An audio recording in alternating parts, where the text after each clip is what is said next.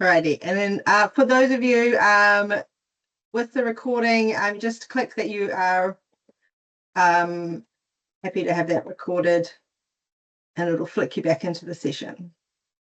Cool. All right, passing it over to Junya.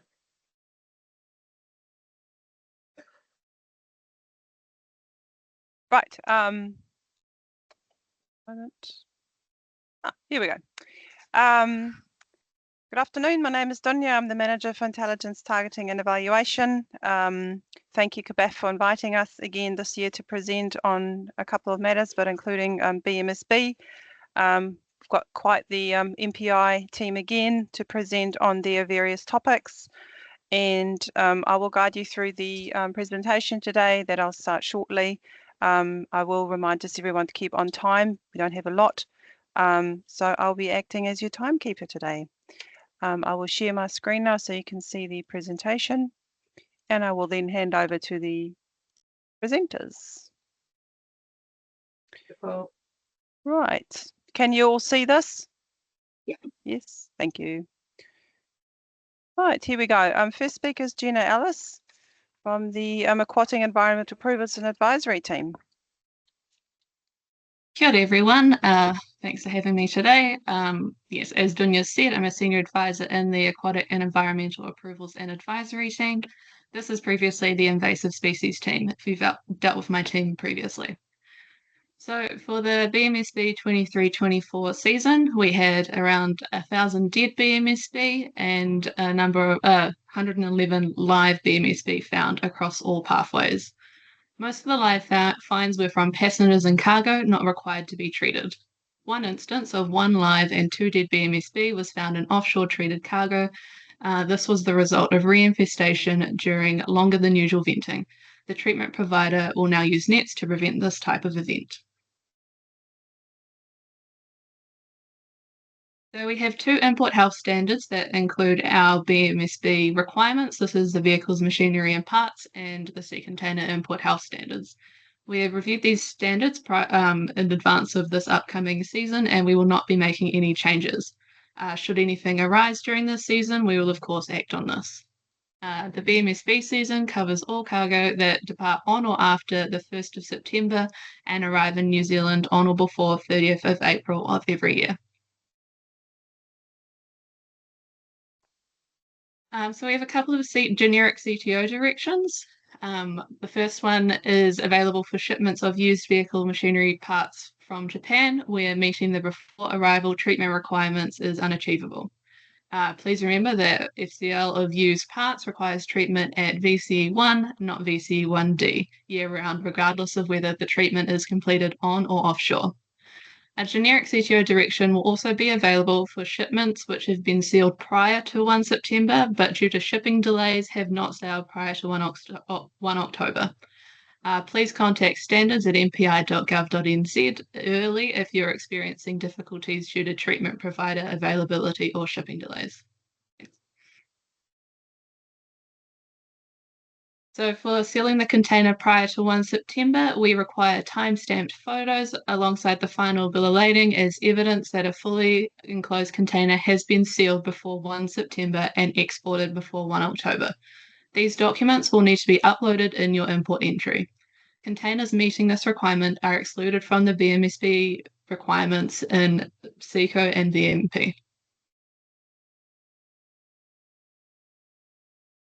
And finally, MPI has approved systems which recognise offshore supply chains which implement quality assurance measures that reduce the risk of BMSB contamination. Application forms and information can be found on our website, and you can contact standards@mpi.gov.nz for further information. Thank you. Thank you, Gina. And we're moving on to Elodie now. Thank you, Jenna. So I'm Elodie. I'm a Senior Advisor in the treatments team. First, an update on domestic approved treatment provider. So these are only used when there's issue with the treated cargo and we need retreatment onshore. So Rent-to-Kill will no longer provide treatments from the end of August this year. but there are other treatment providers available that you can find on our website. Next, please. As usual, all offshore treatment providers need to be registered. This year, there's a change in that the registration is now valid for 3 years instead of 1. And the registration system has changed name and is now called AusTreat and is managed by primarily by Australia. But even though the scheme is managed by Australia, the registration is still valid for both Australia and New Zealand. And as usual, the list of approved treatment providers can be found on the Australian website with this address. So you can also always contact us for any advice.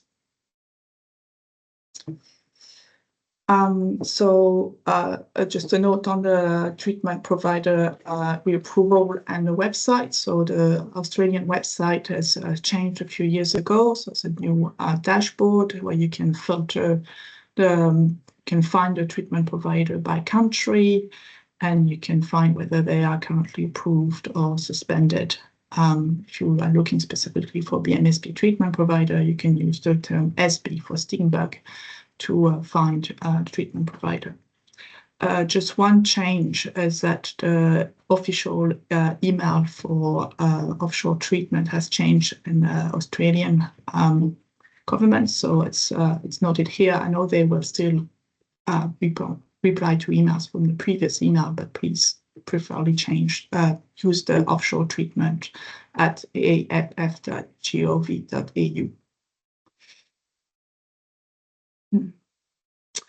As usual, there's always the same type of issue that comes with documentation. So make sure that the documentation on the treatment certificate is correct, so that it has the correct address. The location of the treatment is present, that the treatment records are complete, obviously that the treatment does comply with our requirement, and just obviously fraudulent certificates are not accepted, and just make sure that all the information is present.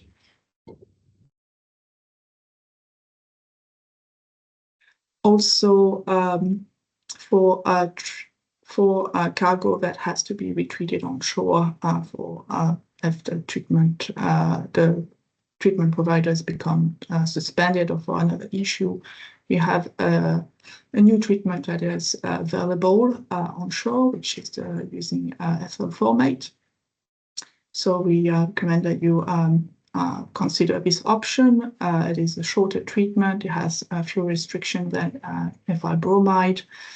Then it's available. Thank you. Thank you, Elodie. And we've got Thames on. Good day, everybody. My name's Tam Phillips, and I'm from the Verification and Programs team. So planning is underway for the 24-25 season. Border Clearance Services verification is likely to remain consistent with last season. We have no major changes expected. The focus will remain on higher risk categories and cargo from Schedule 3 countries that require BMSB management. We will continue on with proactive verification on cargo from countries where BMSB is native and also non-scheduled BMSB countries to maintain oversight and in order to respond to any emerging risks. BMSB surveillance on vessels will continue. A risk assessment of the vessel and cargo is conducted prior to arrival. Shipping agencies are requested to submit the crew reporting that is done en route, and that forms part of the assessment. It's requested that the crew reporting is accurate and clear and sent through in a timely manner to reduce the likelihood of vessel holdups on arrival. New vehicle and machinery verification is ongoing as an additional assurance measure. Thank you. Handing over to Merv Alexander from Auckland. Kia ora, everyone. As far as resourcing, the operational side of the clearance for this year, we've completed recruitment from 2024 to August. So 26 officers graduated on the 26th of the 7th, and a further 23 recruits will commence before the 26th. So we should be well placed this year. The average booking lag for biosecurity inspections in July was 35 hours and projected to remain constant through 2024. So we have an average food safety sampling lag of 63 hours, but the important one for you is the 35 hours. And as I say, we expect that to be achievable through the BMSB season. Thank you. And Mark Stewart from Christchurch. Kia ora koutou, from Otatahi. Similar to Merv, resourcing with 60 rotational quarantine officers that primarily work at the airport and in our cargo office visiting transitional facilities. We have 8 new quarantine officers that we recruited next month and plan to be trained and working at the airport by December. Yes, as a few are probably aware, we're currently dealing with peak seed for sowing inspection workloads right from August through to November, depending on how the imports work out, and that will coincide with passengers picking up at the airport from December through February. But similar to Merv, we're very confident that we'll be able to resource all of those pathways. Currently, booking lag for inspections is about 2.5 days, and we expect that that will remain constant through to September, October. Thank you. Thank you, Mark. And handing over to Gabrielle North. Kia ora. Cool. So I'm just speaking for port operations. So during the BMSB surveillance, we'll have our officers doing vessel surveillances, so walking the decks on the ro-ro vessels, stickering any cargo that has risk or doesn't have its treatment cert. We also will surveillance the vehicles on the port and potentially use the detector dogs for identifying any live BMSB. Any BMSB fines, we have mandatory ID for any suspected BMSB. Notices of direction that we can give during BMSB season is for the surveillance required of the vessel, so the vessel can't discharge any cargo until we've lifted that. Prohibited discharge of untreated cargo, so in our manifest screening we'll look for any cargo which hasn't received a BACC with a valid treatment certificate. We can halt discharge if we find significant amounts, and we also have the powers to direct the vessel out of New Zealand waters. So really important to avoid any unnecessary nods is to get those BACC applications and treatment certs to us before the vessel arrives, so we don't unnecessarily have to screen the manifest and issue the nods just due to delays of paperwork. Yes, thank you. Thank you, Gabs. And Carlos is going to talk a little bit about DTR again. Hi all. Yeah, so there's not going to be much of a change from last season, so you should experience the same thing. So FAK containers coming out of Italy are going to be held as per the standard, and will need to have a attached document of for example, a treatment certificate, declaration of sensitive cargo, or some other exemption letters. So if you are doing a DTR request for FAK containers and they are coming out of Italy, you can expect that to be held, and that will go for processing. You still need to attach the documents, just like any other FAK container, which will be at a minimum the QD quarantine declaration, bill of lading, manifest, all has to still be submitted. And then for non-Italian FAKs, pretty much the same happens. You're still going to be doing your DTR requests just like as you normally do, and they won't be held up. for any special requirements for BMSB. So they will continue to move under the DTR. Thank you. Thank you, Carlos. And Cherie from Good morning, Target everyone. Evaluation. Nearly the lucky last person to talk, I think.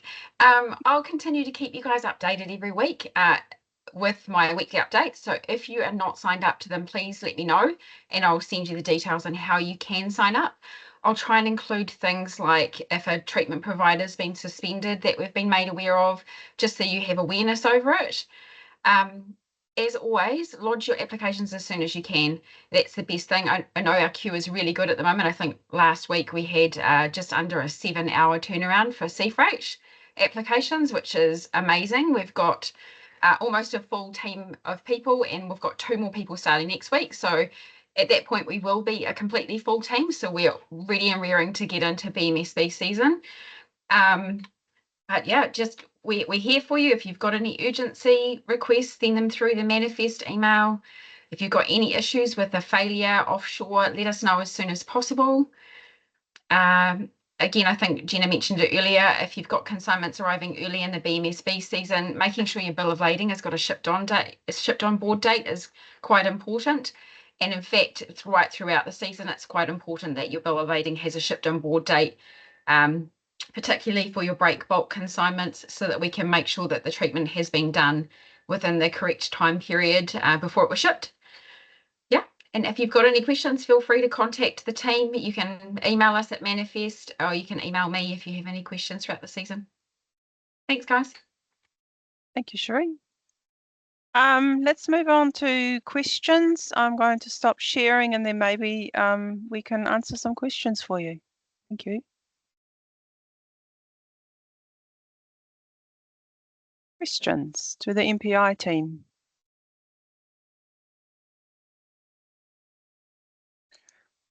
We've got 10 minutes to the next presentation.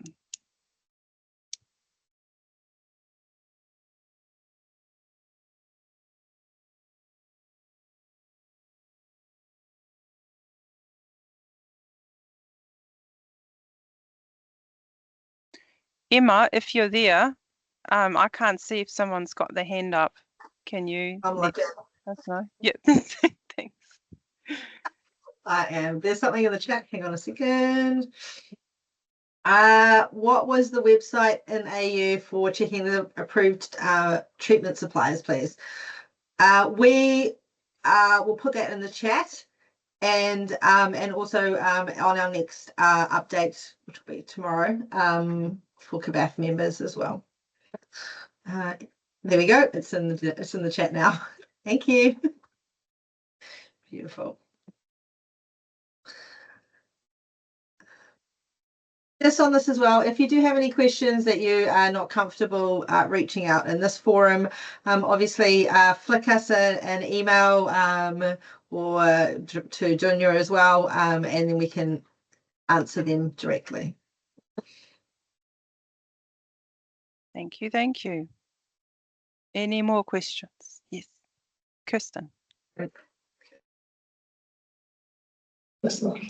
Just wondering if there's any changes to the schedule of 23 countries. Was it the same as last year? Kia ora, Kirsten. Yeah, no change on that. Great, thanks.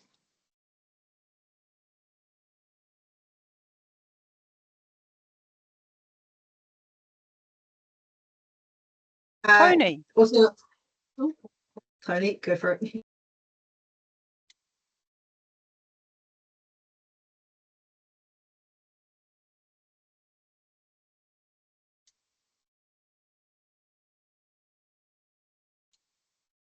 Tony, you're on mute. Tony? No. No.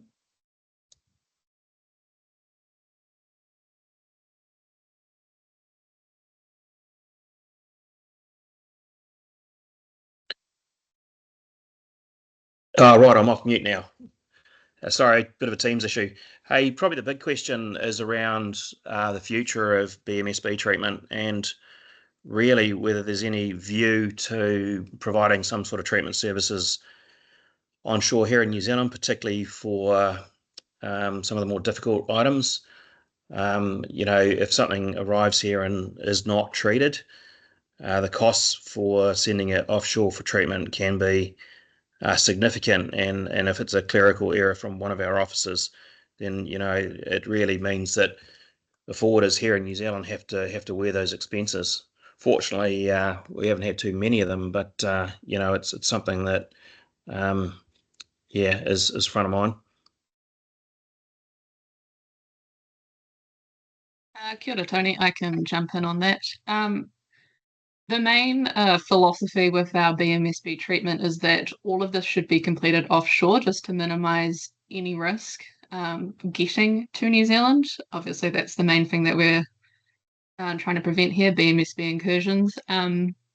We understand that this can be quite difficult, but I don't think at this stage we will be changing that philosophy. Yeah, look, we take that on board, and certainly we're trying to do that in the first instance. But this is a requirement New Zealand puts on the rest of the world, and yet we don't allow treatment here. So it's just something that gets pointed out to us quite often when dealing with some of our overseas officers. Yeah, we definitely understand that. We're also, as MPI, aren't responsible for doing the treatment ourselves. This is like third party. We can't order a company to set up a bigger treatment facility. So that would be something you would need to talk to them about.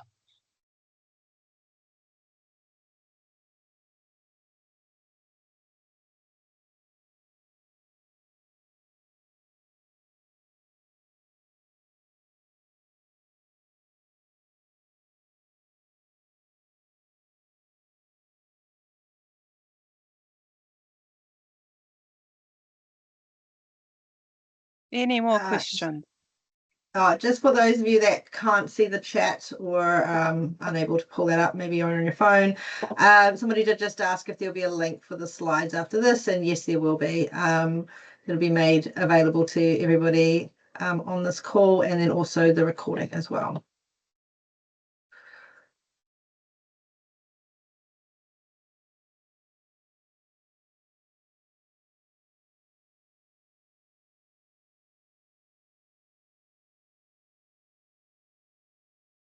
I think we can move on with 5 minutes ahead of time. So what we have two speakers from the Department of Conservation. We have Avi and Jason. I'm going to present on some CITES, on items of CITES focus. If they're online, they'll be sharing their presentation, and I invite Avi to start. Hopefully they've made it online.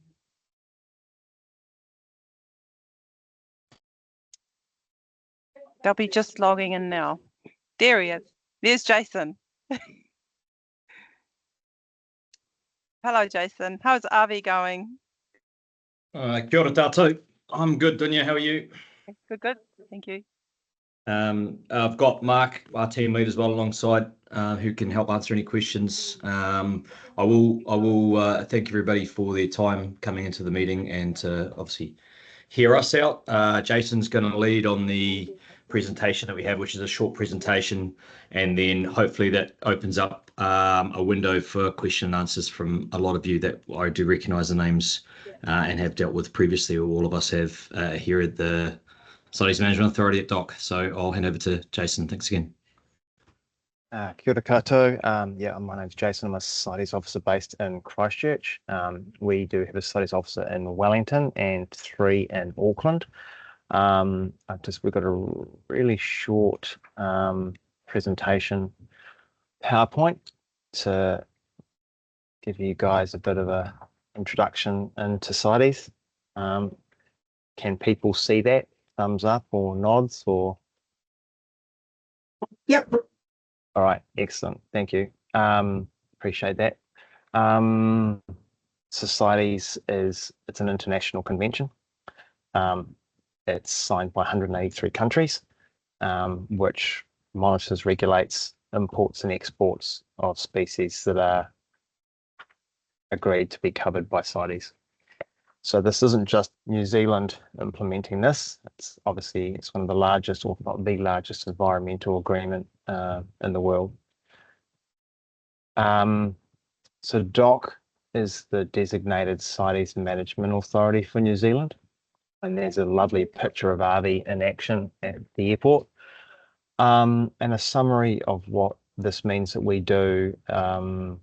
We have a domestic piece of legislation called the Trade and Endangered Species Act that we administer. We visit international ports.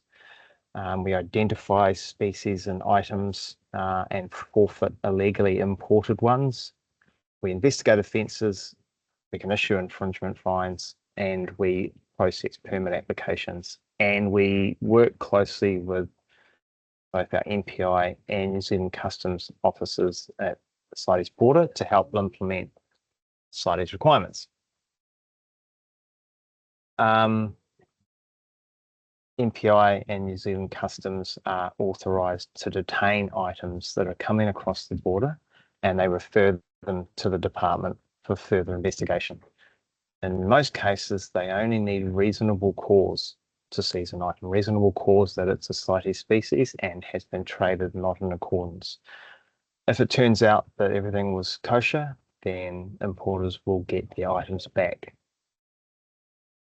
Importantly for you guys, we wanted to, make you aware about the fundamental sort of foundation of CITES as permitting. So items containing species protected will require permits for entry into New Zealand, and in actually all cases they are issued by the exporting country, and in some cases there's also a New Zealand issued permit that's required. Permits mean when they're approved that the trade is traceable, legal and sustainable. So even if something's old or comes from a farm source or was bought in a shop, those are the types of items that will get permits. If goods are imported without them, or the permits are invalid, or the special conditions are not adhered to, or importantly, they're not presented at the time of arrival, then they're likely to be seized and forfeit. And importers can be liable for the disposal costs. Something we hear often is sometimes people requesting destroy or reship options, which I gather is sometimes a Biosecurity Act provision, but that is not available under ties. So there is no option for the importer to direct either of those two.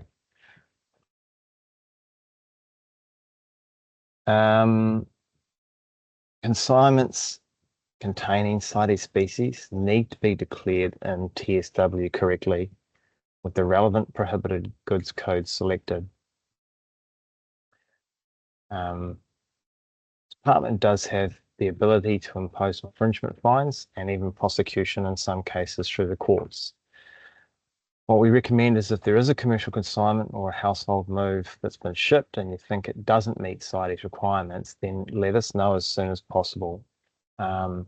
Especially if it's on a ship, there may be avenues to take corrective action, but not always. We do have a website. This is the last slide, .govt.nz/CITES, and there is a commercial imports and household moves webpage to help with advice. So that's the short presentation, and we assume you guys will probably have some questions there. So I can see that Denise has got a question.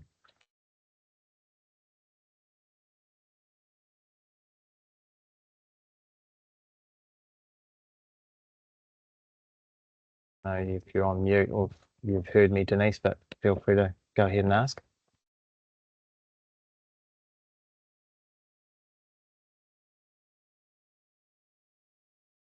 Okay, looks like that's it. No other questions. That was simple. Really? Give him a minute, Jason.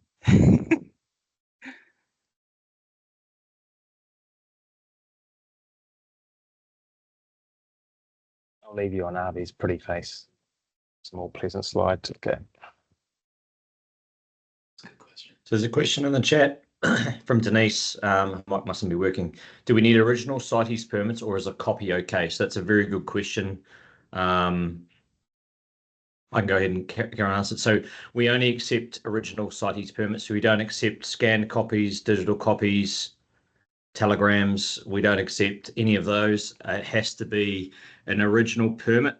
Think of it like a passport for your specimen. Same analogy goes. We don't, you go to an international border port, you're not getting into a country with a photocopy of your passport or a scanned copy or something on your phone. So same thing applies. And permits under our Act, under the Ties Act, original permits that are valid, of course, must be presented before or at the time of importation. That is what the Act says. That is what we adhere to. Now, most of the time, how that translates into reality for you is that once a TSW entry is made, an import entry is made, be it customs, or in this case, we're talking about MPI for any unmanufactured or raw goods, MPI will request for you to present that permit either at the time of inspection, or they'll ask you to bring that permit into MPI at whatever border port or region you're in to the office for it to be accepted. Now, you don't get an original permit back.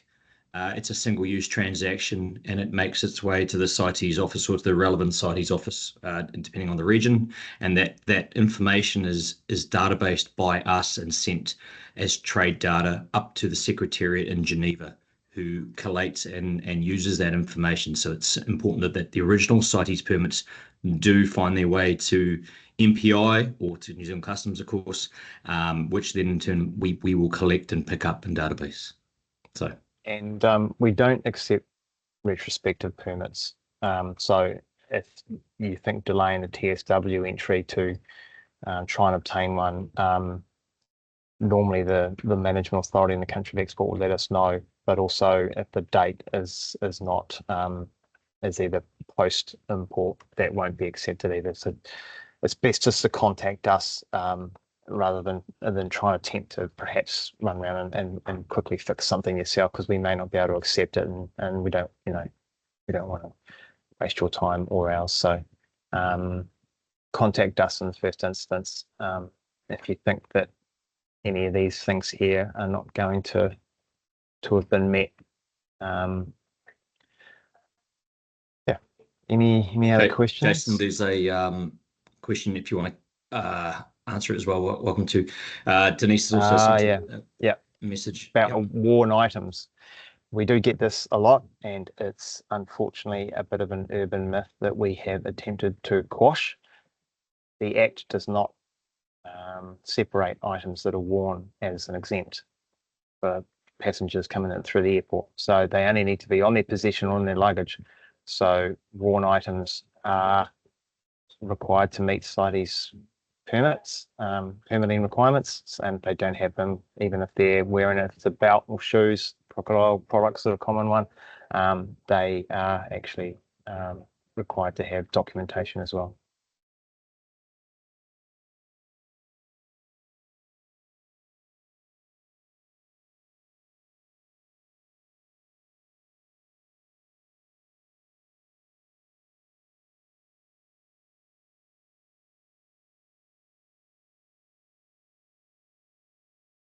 Okay, well, probably racing ahead of our time schedule here, but we're going to stick around because the next topic is about ship stores, which may have some relevance for CITES.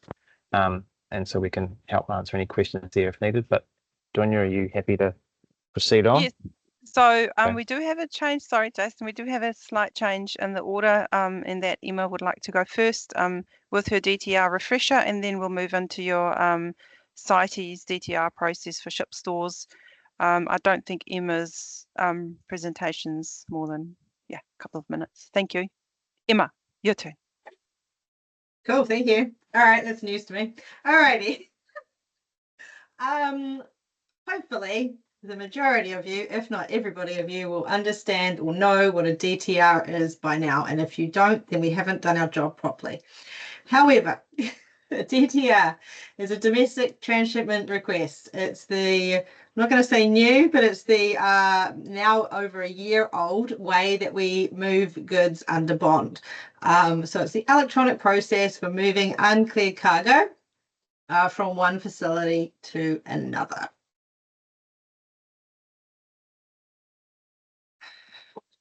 Find my mouse. Alrighty. Okay, so for FAK cargo, being FCL, obviously all DTRs need to be submitted electronically by either your own system, or you can also do it on TSW Online. I would recommend, as a business continuity plan for everybody, to have a look around on the TSW Online. Perhaps if you've got an FAK, if you're submitting them regularly, one that you've got documents in advance for, perhaps try and put it through online as maybe once every 6 months or so, just to get yourselves familiar, just in case your system goes offline, things like that, and you need to actually revert back to the wonderful TSW online system.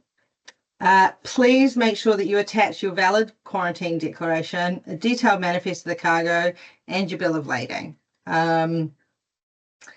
I'm not going to say it's mandatory, because I know that it can go through without it. However, if it is stopped for MPI intervention or customs, then it's just going to delay the process even further if you don't have it there.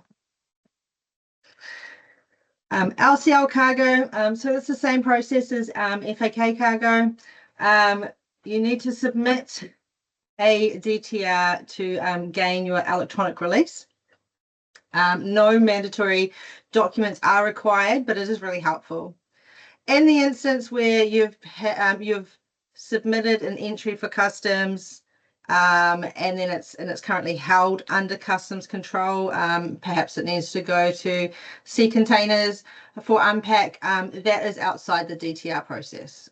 So you still do the MPI side of things, or that will have already cleared as part of your normal import entry. But the customs side of things, customs will help you through that process. Hopefully you guys have all seen these before. This is just a standard response back to show that it's accepted. You'll get 2, possibly 3, depending on what mode you're doing, responses back from MPI and customs when you're doing a DTR. And they will also go to the place that you are collecting those goods from.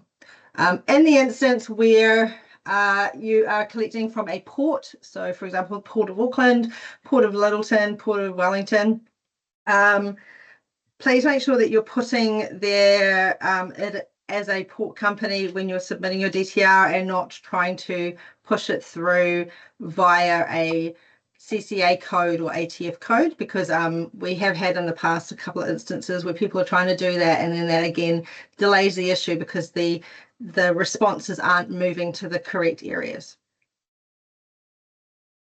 That's the other one for customs.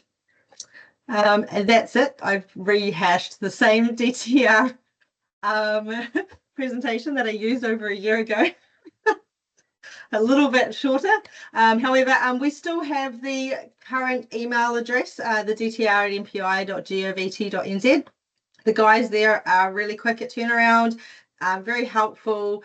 There's still all of the information on the customs website. If you do have anything that's specific, you're not sure of what's happened, you've got a weird or wonderful response from customs, then flick through an email to them. They're still monitoring that, and they get back to you within the same day, if not an hour, to be honest. So any questions? Hopefully not. Beautiful.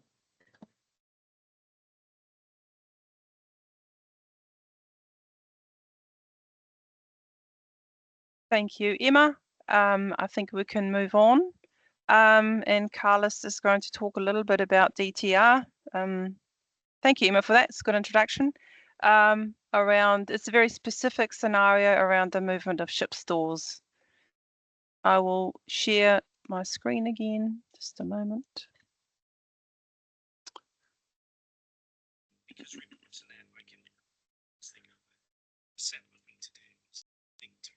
Thank you. Carlos, would you like to introduce yourself? Yep.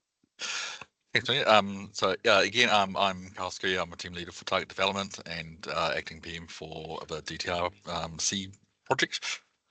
So this discussion here won't take long, but it's just around a very specific scenario around ship stores that might be transiting New Zealand that are going to be loaded onto a outbound cruise vessel that have CITES items and the process that needs to happen.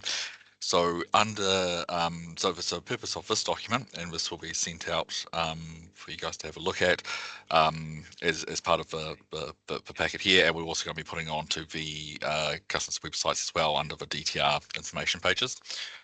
So the purpose of this document is to outline the process for the movement of ship stores transiting New Zealand for loading onto cruise ships containing CITES items. So under the TIES Act that Jason Harvey already talked about, items that have CITES permit that are landing in New Zealand must be accompanied by an original permit, which will need to be produced to MPI, acting on behalf of Department of Compensation. This process is only applicable for items where the CITES permit is issued to New Zealand, being the end destination country. So it's not applicable for goods that have an end destination on that CITES permit, which is not New Zealand. And we have about 3 different scenarios that we've kind of engaged with industry about. And the first one here is air freight. So this is a CTO or movement of a movement of freight from a CTO to a transitional facility and then onto a cruise ship. So the CTO is, in this case, is like the cargo terminal office. So the New Zealand Menzies for locations, for airports where these goods are landing. And you'll be able to have a look at this in close detail, but essentially at the starting point, we have a first movement, which is ICR being submitted with a DTR to move it from the CTO to your desired transitional facility, which is also going to be a CCA.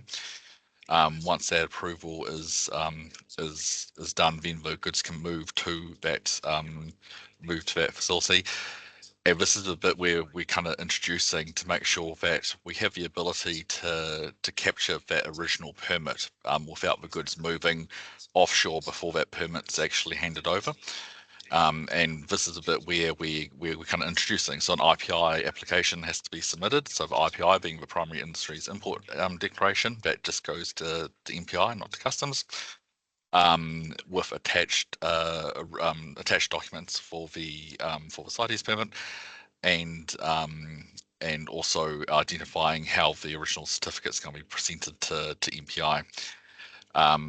So when target evaluators for MPI actually process that lodgement, they'll issue a BACC. Now, at that point in time, if there's no evidence that there's CITES permit or it is actually not available at all, and there's no copies of it, provided an application, then the cargo does need to be seized, and you'll be referred to DOC to then kind of follow those next steps. Now, if there is a copy of the CITES permit which is provided with the IPI application, then a BACC is going to be issued by MPI after the initial holding of the goods, and it's really going to be 2 options: one for the permit to be picked up by an officer, or if the goods are going to be if the permit's going to be dropped off to or couriered to an MPI office. They'll be stated on the BACC as well. That gets sent back to the submitter and the agent broker and the TF, and then the final part of it is a CRE lodgement with an ITR request to get both the MPI and customs kind of approval to move offshore for those goods, if everything works out correctly. So this is very specific to this to these CITES items in in these products which are coming in for cruise ships. The main thing on the side panel there's some details around when the IPI should be lodged, when CITES permit should be lodged, retrieved, and some details around submission timings and things like that. If a BCS officer is required to go and actually pick up the goods, the original permit, there will be charges and things like that involved in like booking schedule. So just be aware of that, and that's the notes over here. And if we jump to the next scenario, so this is pretty much exactly the same as the first one, except we're not doing any DTR movement requests to begin with, because it's moving directly from that CTO to the cruise ship. It's not going back to a TF. So it's essentially the same process. So an IPI application needs to be submitted, which will then hold the goods, waiting for that original document to be provided, CITES permit. And then once it is, then the goods will be able to be loaded onto the cruise ship. And again, it's just around timing. So this whole thing is really around closing that little gap up to make sure that we have an opportunity for that original CITES permit to be delivered to the agencies and be checked off before those goods actually leave New Zealand. And the last scenario is around sea freight. So this is sea freight. So when goods are moving from a sea container, that then has to be unpacked at portside to then be loaded onto a cruise ship, and it kind of goes through the same process again. IPI lodgement is going to be need to be submitted. The goods are going to be held. The original cert needs to be handed over to MPI.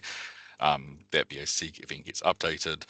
Any additional actions that then need to be applied, if it's going to be a supervised devanning and loading onto that vessel, or if it can just be loaded straight away, will be issued on the BACC, which needs to be, and that authority needs to be followed.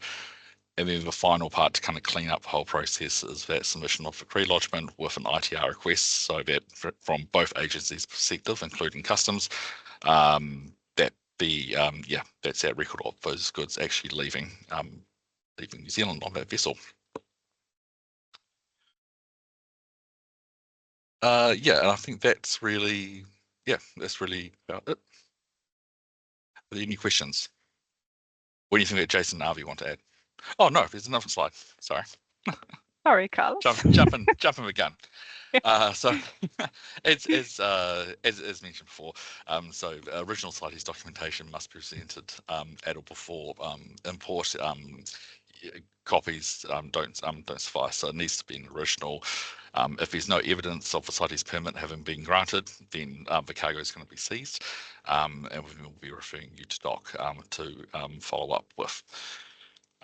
In the event there are a lot of lost and missing documents, if the original CITES permit has been lost or is missing from the cargo, or when one is issued, then very early on, immediately as soon as you know, contact DOC at the following email address there, and also manifest the MPI, so that's biosecurity if you haven't already. And then the good folk at DOC will be able to assist you and the importer to take the next steps and what might be required. Avi. Yeah, thanks, Carlos. Just to reiterate, or at least just clarify for some of us that are involved in this process, that under the Ties Act, a seizure does not mean similar to what happens under the Customs and Excise Act, which is game over, done deal, that's it. Seizure does obviously require MPI or Customs to seize the goods, the items for us. And then there's further investigation. So it may mean forfeit to the Crown. Well, it does mean forfeit to the Crown, and then there is further investigation. So it's not a done deal, case closed, so to speak. In some cases, yes, absolutely. In others, we will work to make a final decision once MPI or Customs Border Authorities have seized the goods. Thanks, Carlos. Yeah, that discretion is normally around if there's a permit but there's perhaps an issue with it, maybe special conditions haven't been met, or there's something wrong with its validity. If there's no permit, there's no, it's pretty black and white.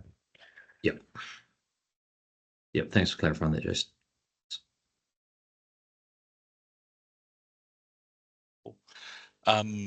No, excellent. Are there any questions from the floor around that process?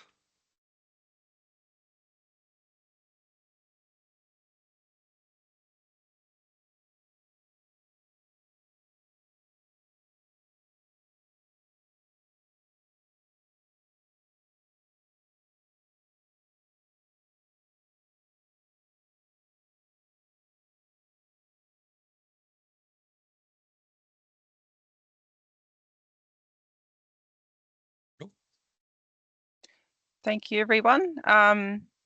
That's the end of all the presentations. Are there any more questions in relation to any of the presentations you've seen?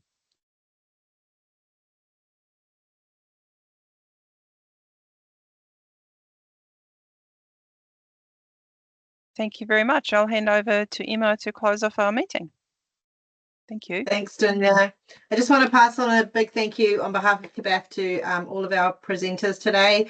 I hope you found this informative, and we are wanting to make this a sort of a semi-regular thing where we can get MPI to have a forum like this to be able to present new findings and just updates in general, as well as other government departments. So thanks again for all of your time, everybody. Enjoy the rest of your day. I will send out a link to the slides and also a recording of this as well on the next update from KBAF. Cheers. Thank you so much. Thank you. Thank you, everyone. Thanks, Emma.